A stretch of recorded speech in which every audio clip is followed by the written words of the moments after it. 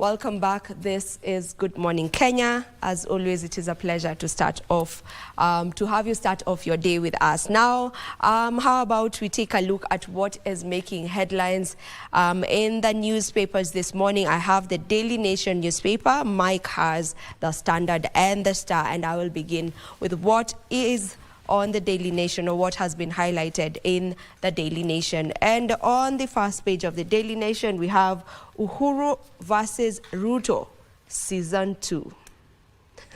As they put it. So Gen Z tiff, the recent rapprochement between President William Ruto and his predecessor Uhuru Kenyatta has taken a new twist after a public exchange of words cast doubts on their supposed truce, even as the former head of state's Jubilee's party ruled out rumors of a political deal. That is the main headline of the Daily Nation. Another story highlighted on the first page of the Daily Nation, we have Odinga family partners in 120 billion shillings housing project. The project on a 285-acre parcel owned by the Jaramogi Oginga Odinga family will consist of 1,400 houses, commercial premises, and social amenities such as schools and hospitals. Also on the first page, we have funding for DP office up 164% after Kindiki moved in. We also have Fare Thee Well, Bob Monroe, bell tolls for towering figure who made Kenyan football the richer.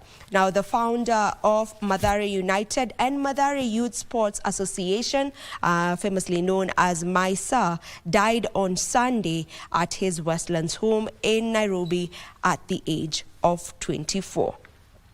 Another one highlighted on the main page, that's the top page of the Daily Nation, we have When Love Goes Sour, the tragic end of 3 women.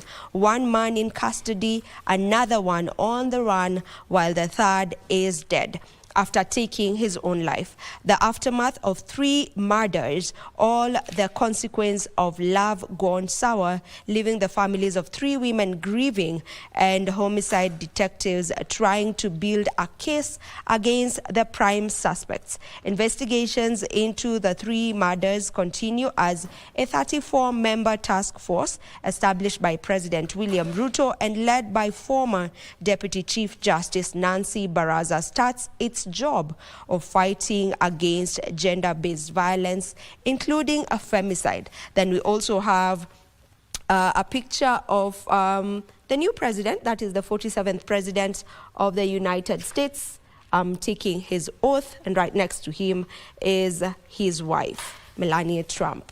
So that is what is on the first page of the Daily Nation. And then when you get to open the paper, on the second page, we have that story of the 3 women who've died in the fresh femicide wave.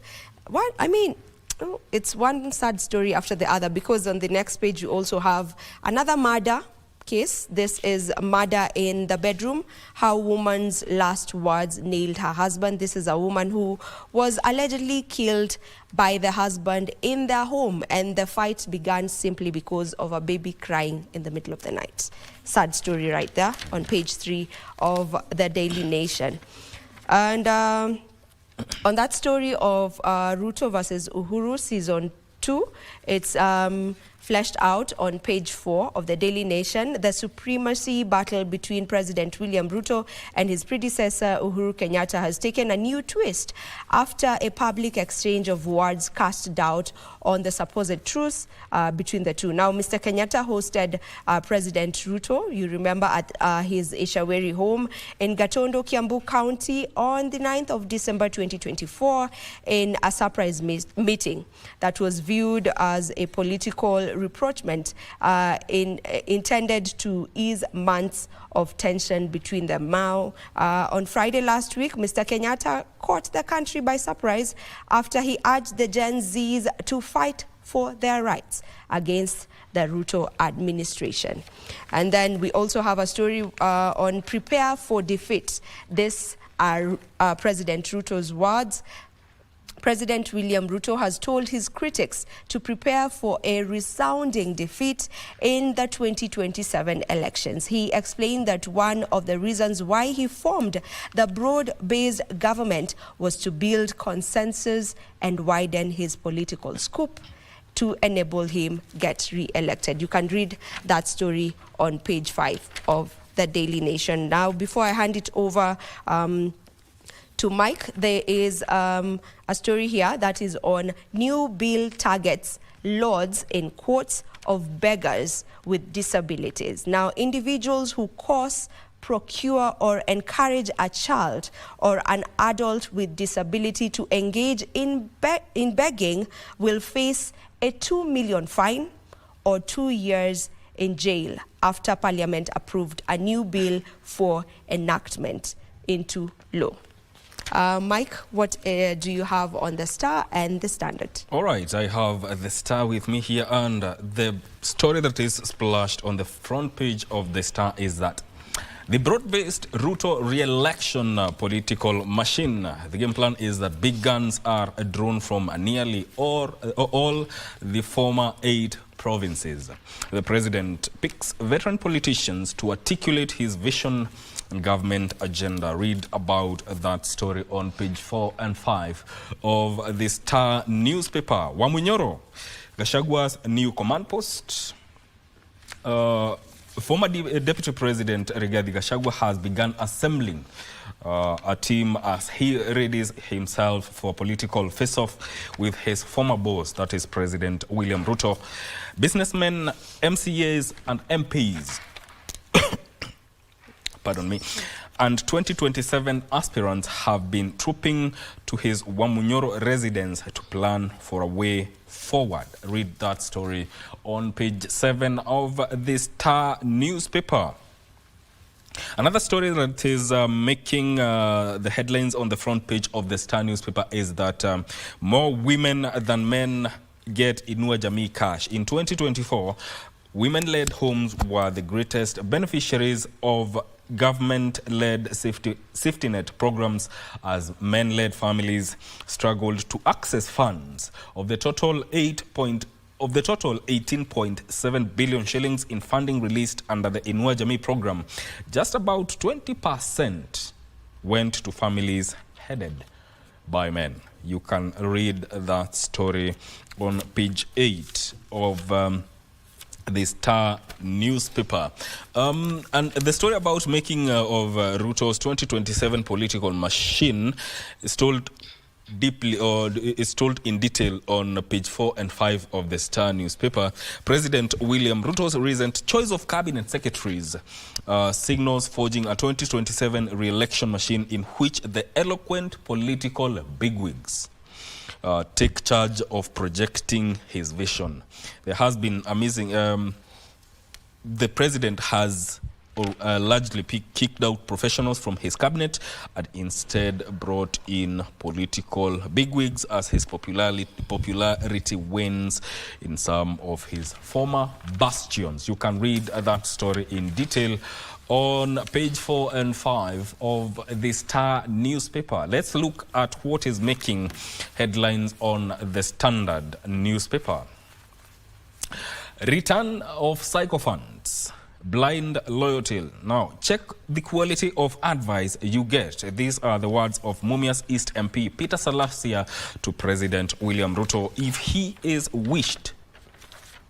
wished to fulfill his pledges with the MP, claiming that the men surrounding him tell him what he wants to hear. That story is told on page 6 and 7 of the Standard newspaper. Here the Salasia is quoted here saying, "They are telling you SHA is working when it is not. The new university funding model is not working. I know you have the heart to help the country. They don't want you to know the truth." You can read that story on page 6 and 7 of the Standard newspaper. Government to recruit 10,000 police officers. Interior Ministry says that it is it is seeking funds to increase members of the service for the first time in 3 years. That story is told on page 9 of the Standard newspaper. Another story that is making headline here, Donald Trump.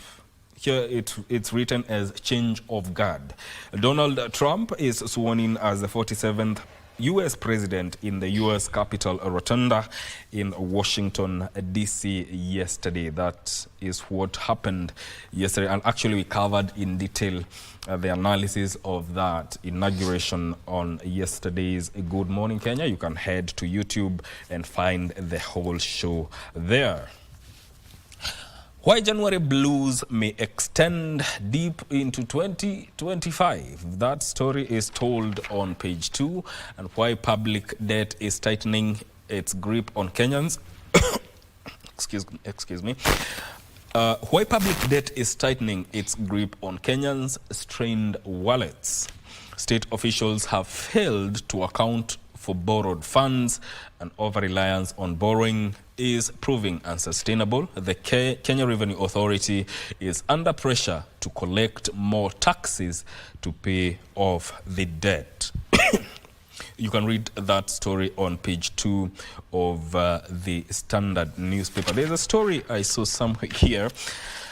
ODM leaders mixed signals fuels confusion over 2027 election. ODM faces a pivotal choice: support for Ruto or maintain opposition stance ahead of 2027 election battle.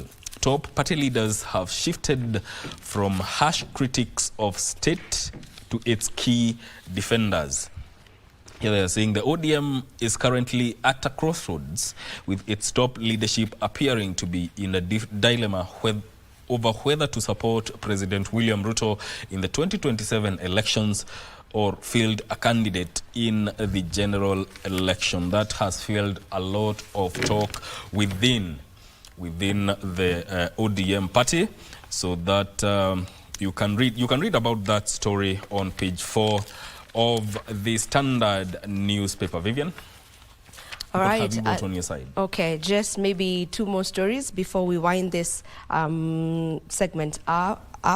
We have Uhuru has no deal with Ruto, Jubilee Party says. Former President Uhuru Kenyatta's Jubilee Party has said there is no agreement between him and President William Ruto. This is despite the December 2024 shocker after the two were pictured together in Mr. Kenyatta's Ishaweri home.